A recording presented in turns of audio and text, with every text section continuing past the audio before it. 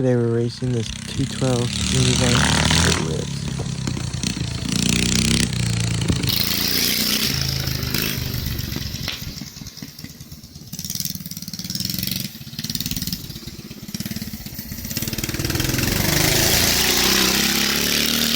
Second run.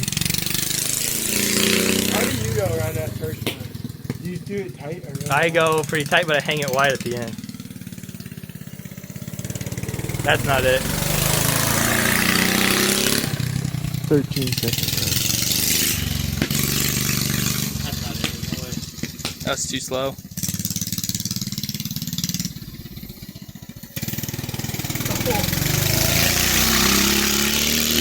13. That last turn was really good.